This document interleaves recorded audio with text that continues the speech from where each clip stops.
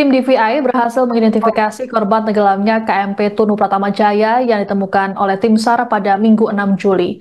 Korban diketahui bernama Ikadek Oka, warga desa Banjarangkat, Kabupaten Klungkung, Bali.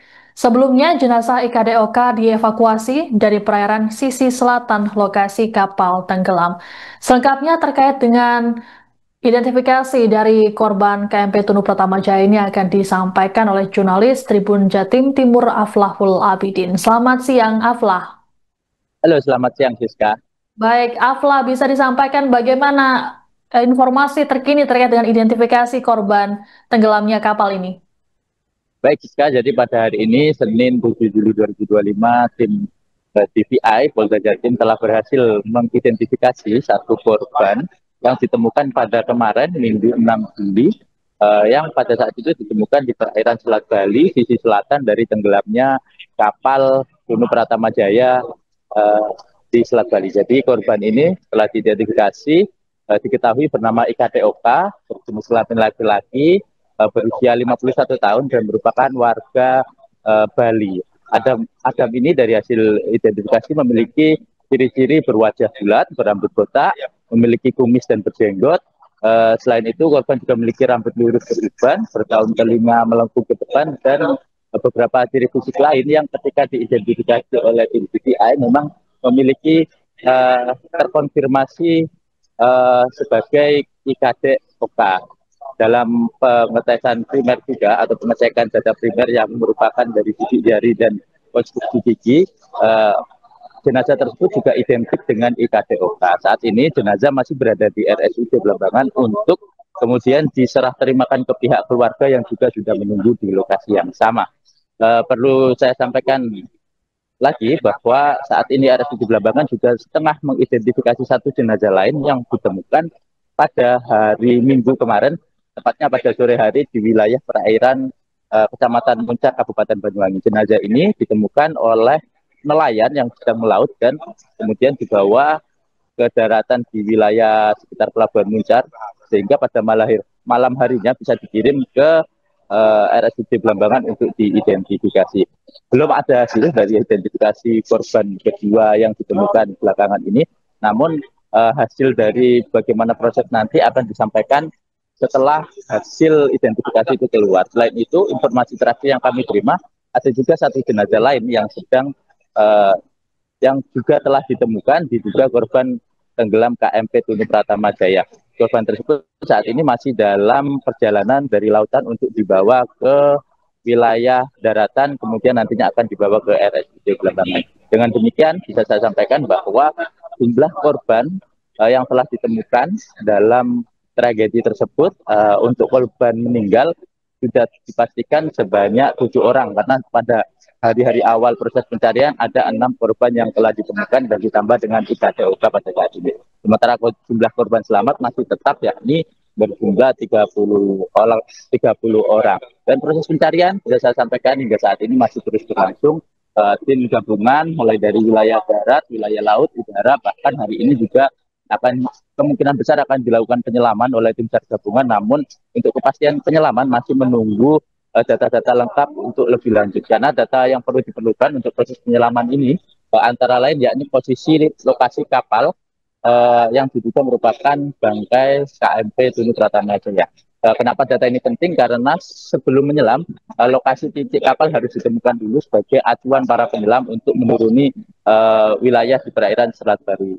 Beberapa hari lalu, tim SAR gabungan sebenarnya telah menemukan identifikasi benda diduga bangkai kapal tersebut oleh pencarian di bawah laut oleh peralatan yang dimiliki tim SAR gabungan. Namun belum bisa dipastikan sepenuhnya bahwa benda tersebut adalah KMP Tunu Pratama Jaya yang tenggelam.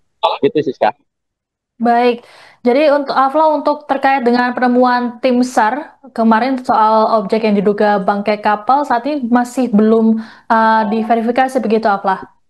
Ya, betul sekali. Belum diverifikasi, sebenarnya tim SAR gabungan juga telah mendatangkan KRI yang memiliki sensor sonor di bawah laut untuk mengidentifikasi benda apakah yang ada di bawah laut yang ditemukan sebelumnya. Namun memang belum ada hasil akurat yang memastikan bahwa memang bangkai tersebut adalah KMP Tunu Pratama Jaya. Memang benda tersebut diketahui merupakan sebuah logam dengan ukuran diameter tertentu, namun belum bisa diverifikasi bahwa itu memang KMP Tunu Pratama Jaya. Karena memang bisa saya jelaskan, Siska, di Kabupaten perairan Selat Bali ini memang terjadi beberapa kali insiden kapal tenggelam dalam rentang waktu. Dalam catatan kami sejak 1986 sudah ada 7 kejadian kapal tenggelam dan beberapa di antaranya bangkai kapal yang ada tidak berhasil dievakuasi untuk diangkat ke daratan. Begitu.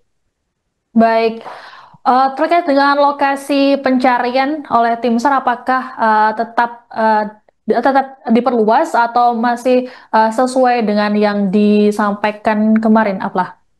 Oke, jadi memang setelah temuan jenazah ini, lokasi pencarian mulai diperluas lagi ke arah titik arus, di mana karena jenazah ini ditemukan di sisi selatan dari lokasi kejadian, maka perluasan pencarian juga dipusatkan ke arah tersebut. Jarak pencarian juga diperpanjang atau diperlebar menjadi puluhan nautical mil dari lokasi kejadian. Wilayah sisi selatan ini memang menjadi fokus karena jenazah yang terbaru yang bernama IKDOK yang berhasil diidentifikasi memang berada di jarak sekitar 6-7 nautical mil dari titik kejadian ke arah selatan. Sementara jenazah yang saat ini masih dilakukan proses identifikasi di RSUD Belambangan juga ditemukan di perairan yang sama dengan jarak yang lebih jauh lagi.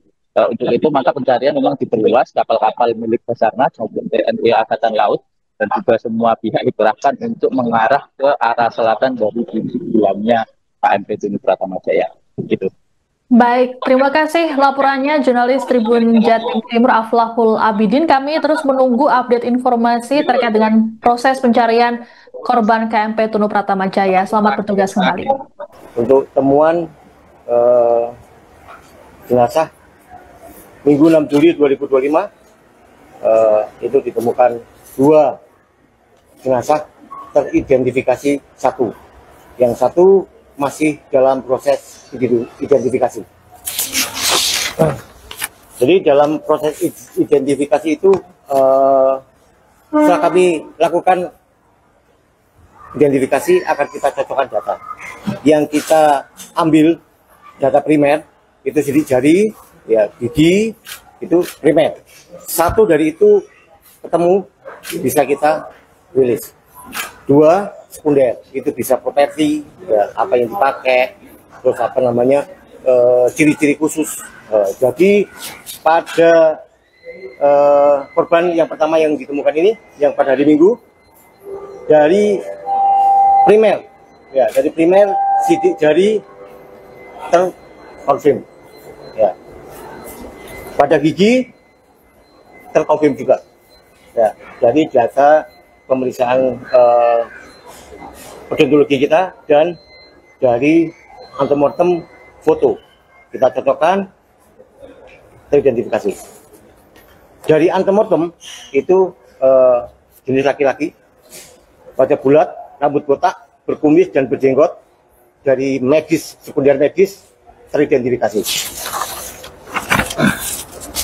Selanjutnya ada ditemukan juga ciri dari kepala botak, ya, rambut lurus, hitam beruban, daun telinga melengkung ke depan, ada jenggot kumis beruban,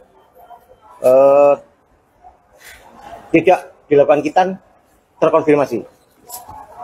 Dari properti terkonfirmasi juga dengan celana pendek yang banyak kantong berwarna abu-abu hijau, botol krem atau hijau army itu properti sekunder. Kita gabungkan dari hasil pemeriksaan dan dari antemortem dari keluarga terkonfirmasi.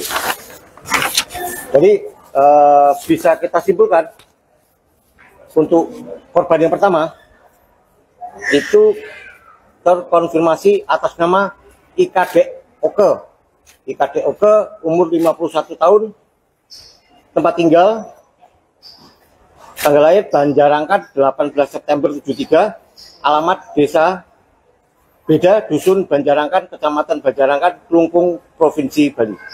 Jadi saya ulangi, untuk korban jenazah yang pertama terkonfirmasi atas nama IKDOK dari Provinsi Bali. Download Tribun X sekarang, menghadirkan lokal menjadi Indonesia.